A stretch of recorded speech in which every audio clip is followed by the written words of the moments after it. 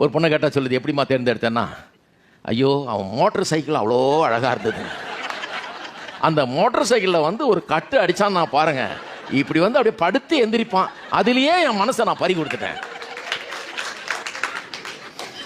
இதுக்கு தான் இந்த பயலுக்கு வந்து மோட்டர் சைக்கிளை தலைதிரிக்க ஓட்டுறது.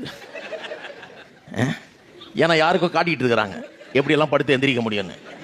இவ்வளோதான் குவாலிஃபிகேஷன் கல்யாணம் பண்ணிக்கிறதுக்கு. மாப்பிள்ளையா இருக்கிறவன் நல்ல மோட்டர் சைக்கிளில் நல்லா கட்டடிக்க தெரியணும், படுத்து எந்திரிக்கணும்.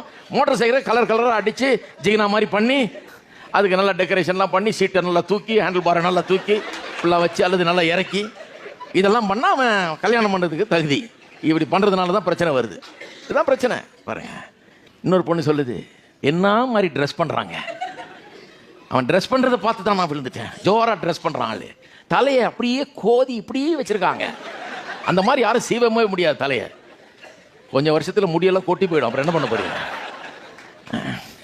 கொட்டின பிறகு பழுக்க மண்டியை பார்த்துட்டு இருக்க போறீங்க? முடிக்காக கல்யாணம் பண்ண எதுக்காவது கல்யாணம் பண்ணுறேன்னு சொல்கிறது ஆச்சரியமாக இருக்கும் பாருங்க. முட்டாள் தானே இதெல்லாம்.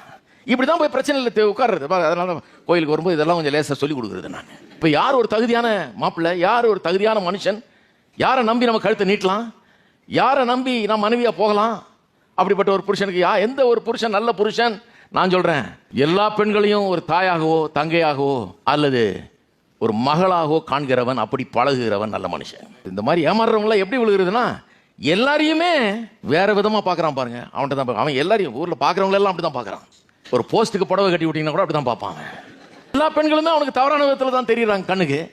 அப்படிப்பட்ட ஒரு ஆண்களில் தான் இவங்க போய் விழுகிறான். இவன் நினைக்கிறான், ஐயோ என்ன அப்படியே சொக்க பார்த்தான், அவன் அப்படியே வச்ச கண்ணு வாங்காமல் பார்த்தானாக்கும் என்ன, ஆகவே நான் அப்படியே விழுந்துட்டேனாக்கும் அப்படிங்கிறாங்க. தப்பு. யார் உண்மையான ஒரு ஆம்பளை? கட்டடிக்க தெரிஞ்சவன் இல்லை, நல்ல ஸ்டைலாக ட்ரெஸ் பண்ண தெரிஞ்சவன் இல்லை, முடிய விதவிதமாக சீவி கிராப் வெட்டிக்கிறவன் இல்லை. யார் சரியான ஒரு ஆம்பளை?